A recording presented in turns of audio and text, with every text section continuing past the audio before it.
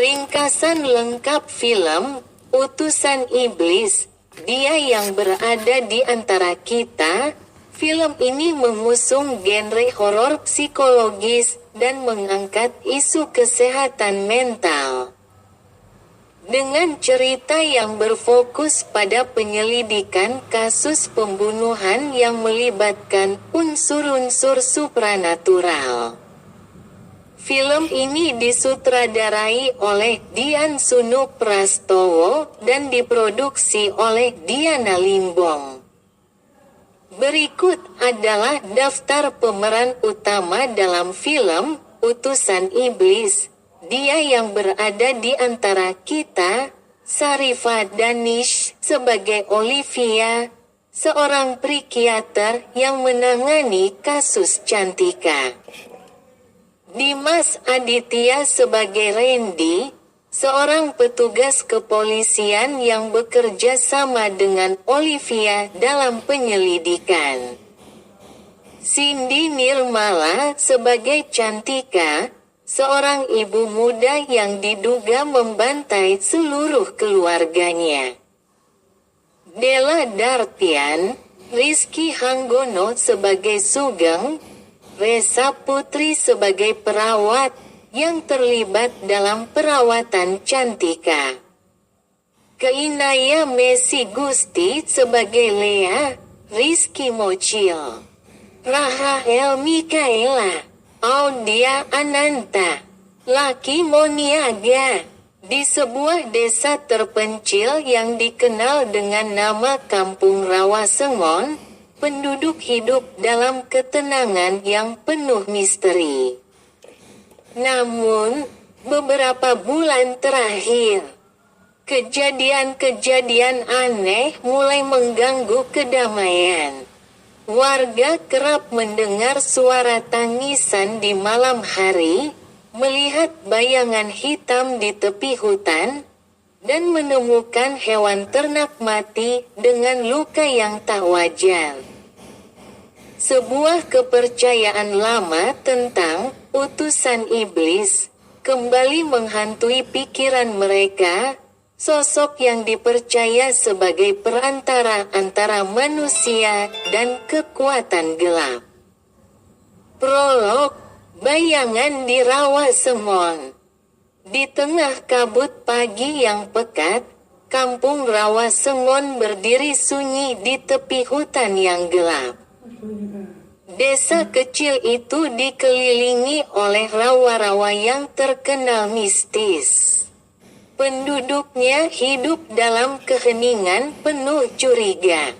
Mereka saling menjaga jarak, hanya berbicara jika benar-benar diperlukan.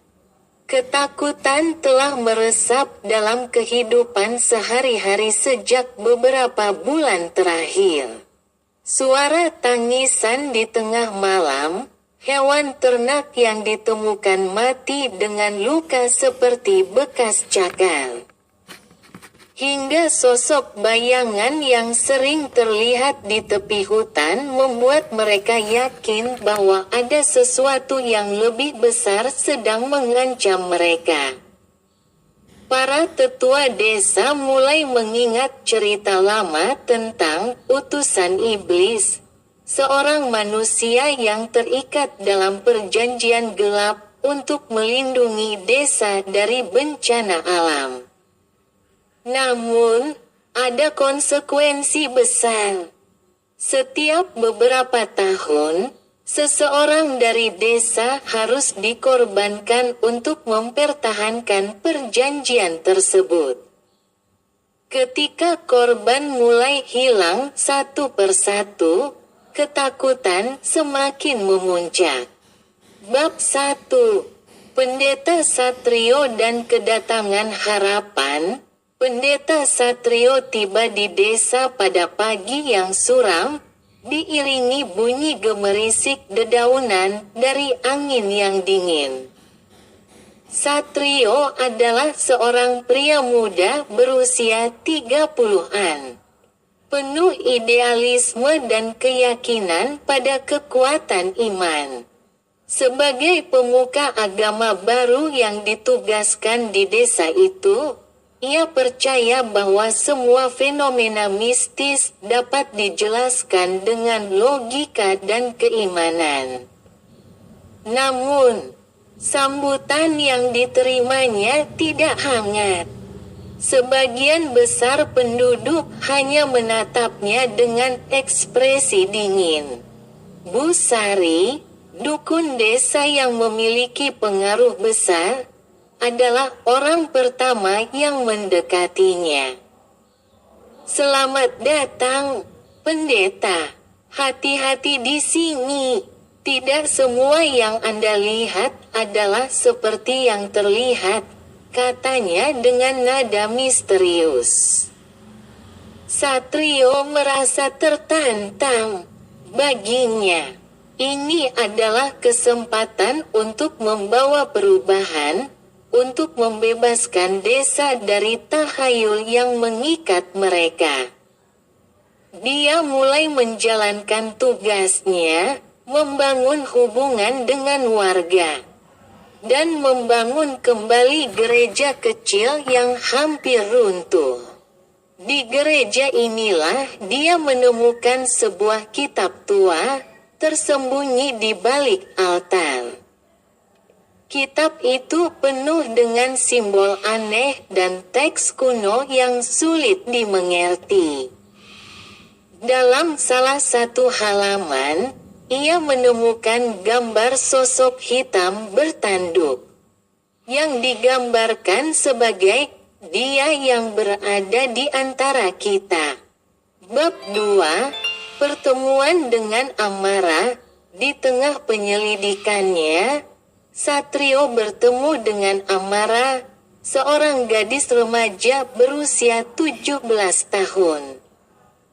Amara adalah yatim piatu yang hidup sendiri di sebuah gubuk kecil di tepi hutan. Warga desa menganggapnya aneh karena kemampuannya melihat hal-hal gaib. Amara sering bermimpi tentang sosok gelap yang mengintainya. Dalam salah satu mimpinya, sosok itu berbicara, "Aku adalah penjaga. Aku adalah dia yang berada di antara kalian." Gadis itu percaya bahwa mimpi-mimpi ini adalah peringatan. Satrio awalnya skeptis terhadap cerita Amara.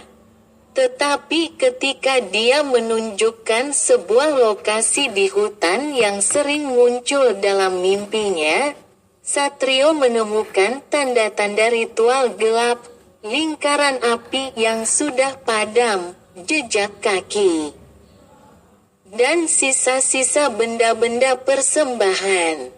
"Ini bukan kebetulan," kata Satrio dengan nada serius.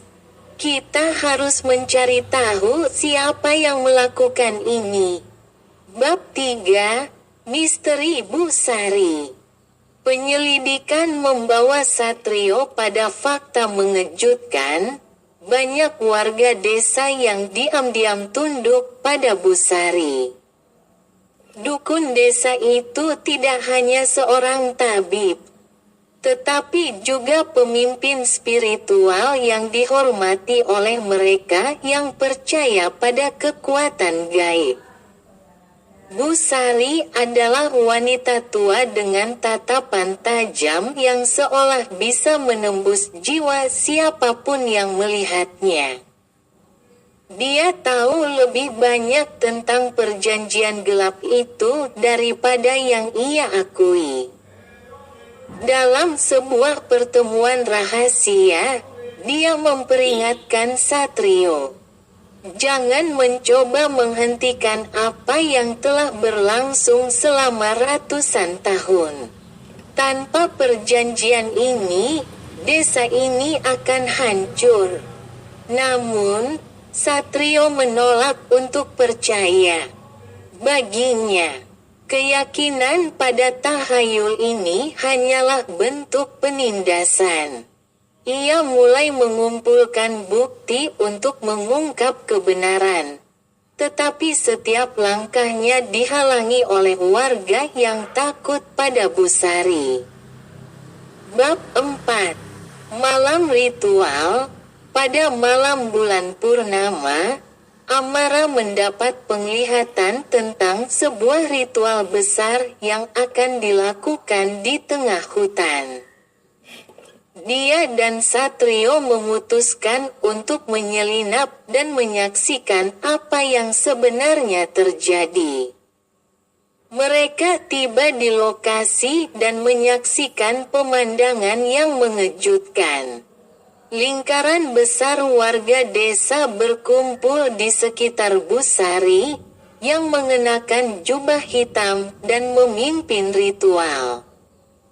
Di tengah lingkaran itu, seorang wanita muda diikat di atas altar batu. Menangis memohon pertolongan. Busari mulai melafalkan mantra dalam bahasa kuno, memanggil Dia yang berada di antara kita. Bayangan hitam besar muncul dari balik kabut, dengan mata merah menyala. Suara gemuruh mengisi udara ketika sosok itu mendekati altar. Satrio mencoba menghentikan ritual, tetapi kekuatannya tidak cukup. Warga menyerangnya, sementara Busari memperingatkan, "Jika kau menghentikannya, desa ini akan menjadi abu." Bab 5. Kebenaran terungkap. Satrio dan Amara berhasil melarikan diri. Tetapi mereka tahu bahwa mereka harus kembali untuk menghentikan ritual selanjutnya. Melalui penelitian lebih lanjut, mereka menemukan kebenaran mengejutkan. Utusan iblis sebenarnya adalah manusia biasa yang dikutuk untuk menjaga keseimbangan antara dunia manusia dan dunia gaib. Sosok itu bukanlah iblis, melainkan korban perjanjian nenek moyang desa yang memanfaatkan kekuatan gaib untuk melindungi desa dari bencana alam. Namun, kutukan itu hanya dapat dipatahkan jika seseorang bersedia menggantikannya. Bab 6. Pengorbanan Satrio. Pada malam ritual terakhir, Satrio dan Amara kembali ke hutan. Kali ini, Satrio memutuskan untuk menghadapi Busari dan para pengikutnya. Dengan bantuan Amara, dia berhasil membebaskan korban ritual dan menghancurkan altar batu yang menjadi pusat kekuatan ritual. Namun, sosok bayangan hitam kembali muncul. Dia berbicara langsung kepada Satrio, "Jika kau ingin menyelamatkan desa ini, kau harus menggantikanku. Inilah harga dari kebebasan." Satrio menyadari bahwa ini adalah satu-satunya cara untuk menyelamatkan desa dan memutus siklus pengorbanan. Dengan hati yang berat, dia menerima takdirnya. Dia menjadi utusan iblis yang baru. Tetapi dengan perjanjian yang ia buat sendiri, tidak ada lagi pengorbanan manusia. Epilog. Kampung Rawasengon kembali tenang. Tetapi warga tahu bahwa mereka berutang pada Satrio. Amara menjadi penjaga baru desa, memastikan bahwa tidak ada lagi kekuatan gelap yang mengganggu kehidupan mereka. Sosok Satrio menjadi legenda. dikenang sebagai pahlawan yang berani menghadapi kegelapan demi orang-orang yang ia cintai. Namun, di balik semua itu, Amara tahu bahwa Satrio masih ada, menjaga desa dari kejauhan. Sebagai dia yang berada di antara kita. Setelah Satrio setuju untuk menggantikan posisi utusan iblis, ritual pun selesai. Sosok bayangan hitam yang sebelumnya menghantui desa perlahan-lahan menghilang ke dalam kabut, membawa pergi Satrio bersamanya. Warga desa yang menyaksikan kejadian itu terpaku dalam kebisuan. Menyadari bahwa pengorbanan besar baru saja dilakukan demi keselamatan mereka. Amara, yang menangis penuh kesedihan, menyadari bahwa Satrio telah memilih jalan yang tidak ada jalan pulangnya. Namun, sebelum menghilang sepenuhnya, Satrio meninggalkan pesan terakhir kepada Amara, jaga mereka. Jangan biarkan mereka jatuh ke dalam kegelapan lagi. Keesokan harinya, desa kembali normal. Tetapi sesuatu telah berubah. Hutan yang sebelumnya terasa mencekam kini tampak lebih terang, dan suara-suara aneh yang sering terdengar di malam hari lenyap sepenuhnya. Warga desa mulai memahami bahwa mereka harus mengandalkan diri sendiri dan bekerja sama untuk menjaga keseimbangan tanpa bergantung pada kekuatan gelap. Amara, yang kini menjadi pemimpin spiritual desa, mendedikasikan